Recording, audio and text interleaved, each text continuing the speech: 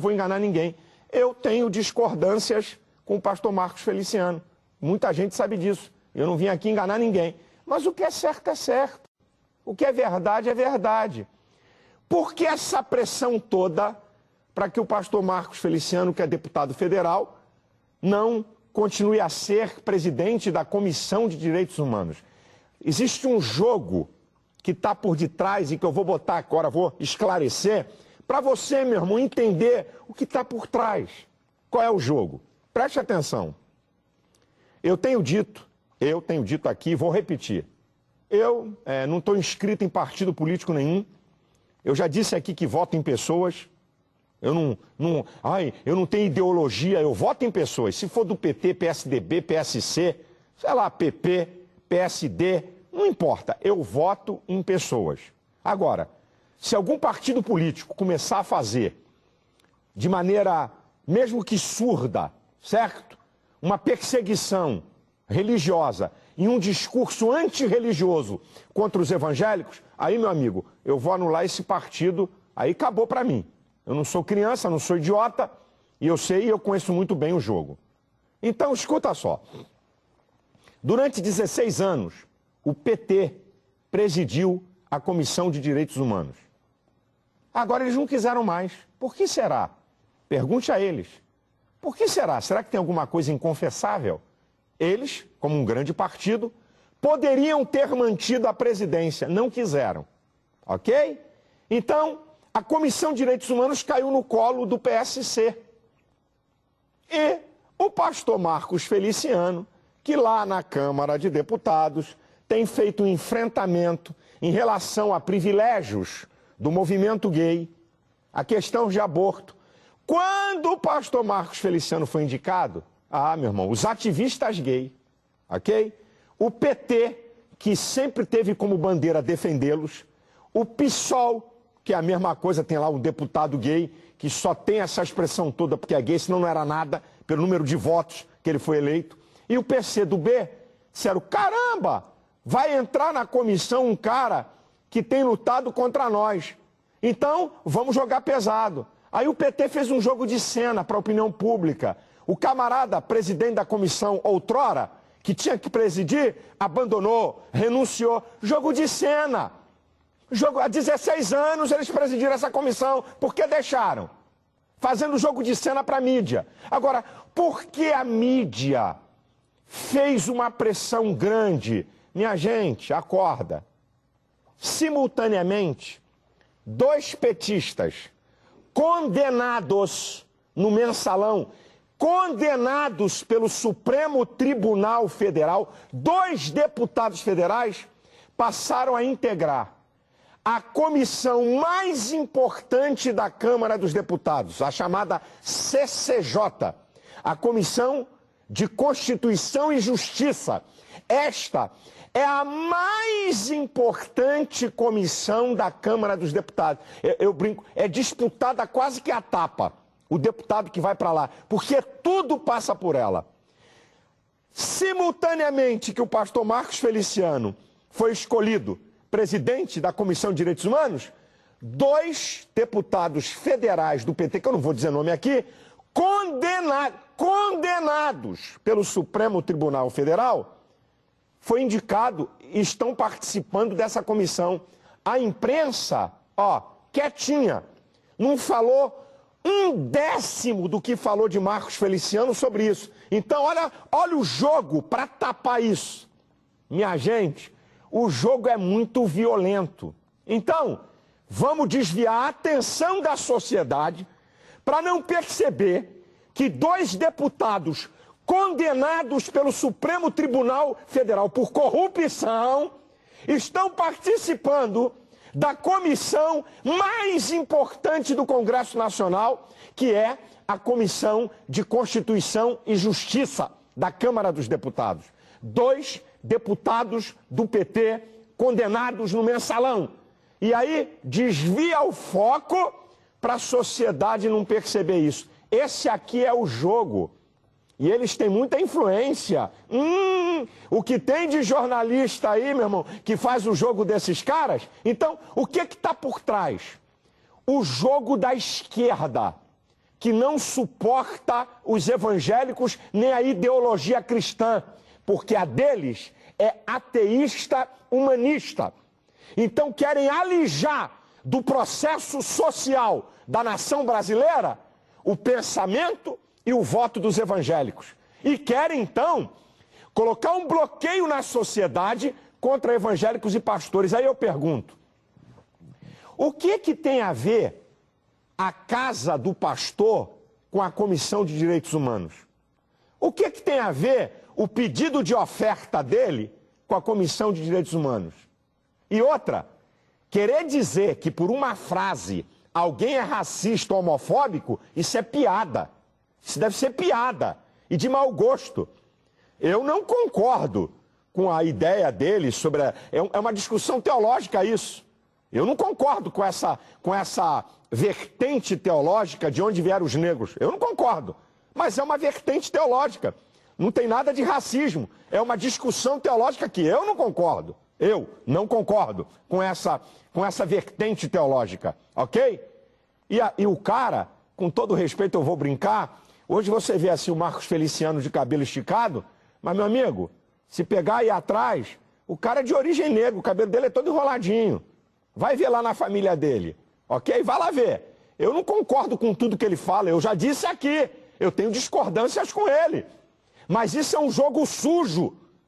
Ok? É um jogo sujo que está por trás para esconder nomeações de gente condenada por safadeza, ladruagem e roubo e que estão na comissão mais importante da Câmara dos Deputados. Ok? E por que um pastor evangélico não pode dirigir a Comissão de Direitos Humanos? E como é que estão fazendo um pré-julgamento? Ele já está lá? Ele tomou alguma medida contrária? Agora, o que a Comissão de Direitos Humanos tem feito? Privilégios de proteção para o ativismo gay.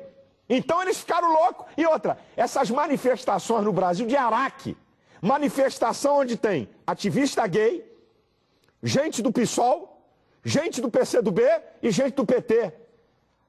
Manifestação de Araque com meia dúzia de gente. E eu tenho dito aqui, eu faço uma separação entre homossexuais e ativistas gays.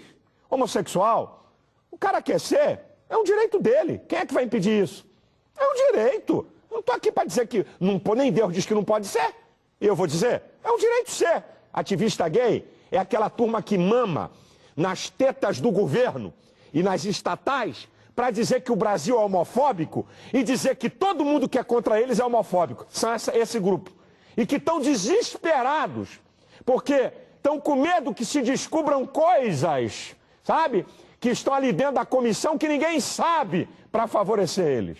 Portanto, isso é um joguinho político sujo, isso é um joguinho político sem vergonha, que visa um discurso antirreligioso, alijando se ateu pode dar opinião, se empresário pode dar opinião, se operário pode dar opinião, ok? Isso tudo faz parte da sociedade. Evangélicos também. Como é que você descarta suas crenças e valores? Por que um comunista, um ateu, pode influenciar e um pastor evangélico ou um evangélico não pode com as suas crenças e valores? A verdade é que é uma mudança de paradigma. O modelo judaico-cristão que impera no mundo ocidental, eles querem mudar, e isso é a esquerda. Esse sistema falido comunista, que não deu certo em lugar nenhum, e que eles ainda têm, porque, minha gente que fala bem do governo de Cuba, tinha que comprar uma passagem de avião só de ida para essa raça. Vai lá para Cuba, vai lá ver, nada é mais precioso do que a liberdade. Você pode dar tudo ao homem, se não der liberdade, acabou. O homem nasceu para ser livre. Um sistema miserável daquele, um sistema... Pode ter o quê? O que tem lá demais? Lá tem miséria, lá tem fome, ok? Lá tem um camarada que é dono do país, e são esses caras que fazem apologia. E uma outra coisa que eu vou encerrar aqui. Quando o presidente do Irã esteve aqui no Brasil, Ahmadinejad, acho que é o nome do cara, nome difícil, ok? Esse cara, que pendura gay em guindaste em praça pública, eu não vi o PT, o PSOL, o PCdoB e os ativistas gays fazerem nada contra a presença desse cara aqui. Sabe quem fez? Eu. Botei faixas em frente ao hotel, botei faixas em frente à Conferência Mundial do Meio Ambiente, protestando contra ele. Os ativistas gays, caladinhos. O PSOL, caladinho. O PCdoB, caladinho. O PT, caladinho. Ainda foram lá em reunião receber bandeira dele. Esse ativismo de meia tigela. Eu nunca vi esses caras fazerem nada contra um cara que manda matar gay. E outra, é isso aqui. Pastor, cuidado, porque o seu discurso pode provocar intolerância. Conversa. Eles querem me calar. Qual é o registro policial que um evangélico bateu ou matou um gay? Quando é que um gay foi maltratado numa igreja evangélica? Isso é palhaçada. É para nos calar e o povo de Deus não pode cair nisso. Irmãos, eu não estou numa partida de futebol, gente. Pastor Silas 2, ativismo gay 0. Ativismo gay 2, Pastor Silas 0. Querido, vamos fazer o seguinte, não vamos mais combater o pecado, não. Não vamos mais, não. Não vamos falar contra o pecado, não. Sabe por quê? Porque estão pecando, Jesus vem, muita gente vai para o inferno. Qual é o papel da igreja? Não vos conformeis com este mundo. Se vão aprovar a lei ou não, é uma outra história. Eu estou marcando uma posição, que é a posição da palavra de Deus e da igreja de Cristo nessa sociedade, que é o nosso papel. Então eu estou dizendo aqui o joguinho. Por que não querem um pastor numa comissão? Eles têm interesse nisso, porque eles querem privilégio. E esse jogo sujo de falar da vida de pastor, de dinheiro, é tudo para denegrir e nós não podemos cair nessa. O pastor roubou, o pastor construiu o dinheiro, o patrimônio, roubando da igreja. Como é que é? Quer dizer que pastor não pode ter alguma coisa? Eu já mostrei meu imposto de renda aqui. Quer dizer que pastor não pode ganhar oferta? Não pode vender material? Conversa fiada é essa, rapaz. Vamos deixar de ser tolo e deixar de conversa fiada. Essa é a verdade. E tem mais, hein? Estou avisando ao povo evangélico. Estou avisando a você. Não se espantem se amanhã plantarem uma notícia para tentar me denegrir. Eles são capazes de tudo. Não se espantem. De tentarem armar uma, torcer fatos para me denegrir diante da opinião pública. Não se espantem. Me ouçam. Se isso acontecer, me ouçam antes de me julgar. Cuidado com o julgamento desonesto. Cuidado. A Bíblia diz que o julgamento tem que ser conforme a reta justiça. Tá? Não julgueis para que não sejam julgados. Esse é um texto. Agora, vai lá em João. Sabe que o contexto é quando você julga de maneira parcial. É isso que você não pode fazer. Senão, todo juiz ia para o inferno, todo desembargador ia para o inferno. Porque ele julga. E nós julgamos na nossa casa, nossos filhos, nós julgamos na sociedade e nós podemos julgar segundo a reta justiça. Eu quero abençoar a tua casa e tua família. Que Deus abençoe você, que Deus abençoe tua casa, que Deus abençoe o Brasil, que Deus tenha misericórdia, que Satanás não prevaleça contra a família brasileira, que tenhamos dias de paz e de alegria, que haja resposta de Deus aí na tua casa, milagres aconteçam agora, no nome de Jesus. Eu abençoo você e abençoo a sua família. Meu querido, a mensagem que eu estou colocando aqui no ar, como ser uma pessoa completa, como Deus trata o homem nos 4 mundos que nós pertencemos, o biológico, o psicológico, o sociológico e o espiritual. Por 2 sábados, eu vou falar coisas interessantíssimas para a sua vida. Deus abençoe você, Deus abençoe sua família. Até o próximo programa.